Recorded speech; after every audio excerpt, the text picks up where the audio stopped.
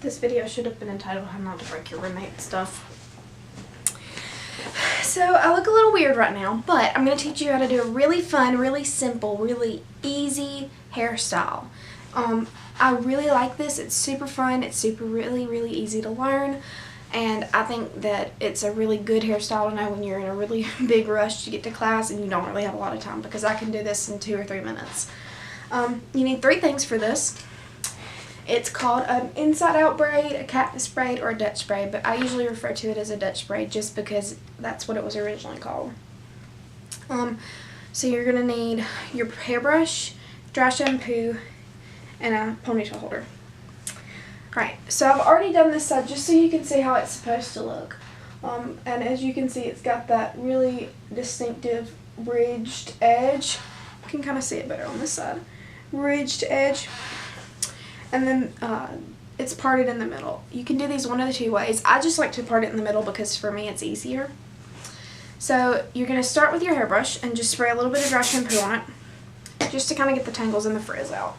And I like to use dry shampoo instead of hairspray just because for me it has better results and it doesn't get as greasy. And I like to have a little bit of texture when I'm doing this hairstyle because it holds the curls that you get the day after better.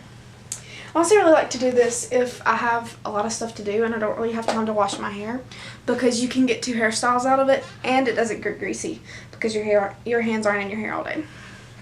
Okay, so first you're going to start by getting just a little bit of hair from the middle,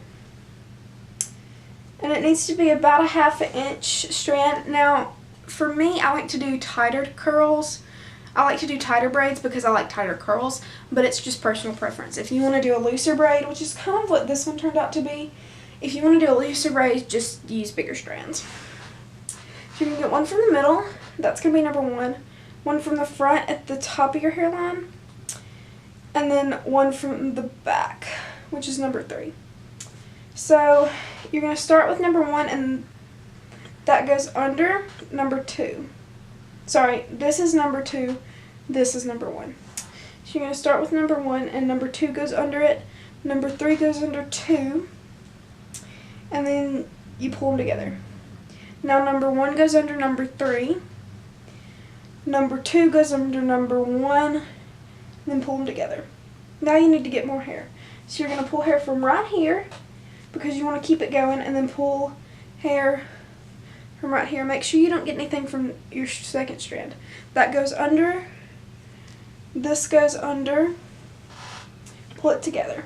Now as you can see, I got hair from my second strand, so I'm going to have to come over under here and just naturally go with the flow of my hair now.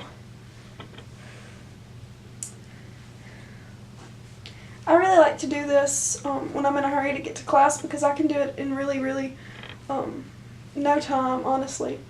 If you go back, you need to make sure that you're pulling even strands or your braid is going to be off. I like to do this when I'm on my way to class just because it's so easy and I can do it as I'm walking out of the dorm room.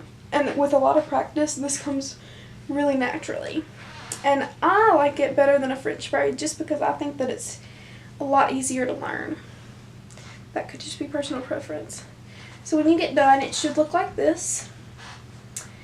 And it's okay if your strands are thicker or not even because it gives it that messy feel. Now if you do want a cleaner feel, you should probably do this with clean hair, which mine is not, and brush it out and let it sit and dry beforehand, and then you can get a really sleek, really structured look.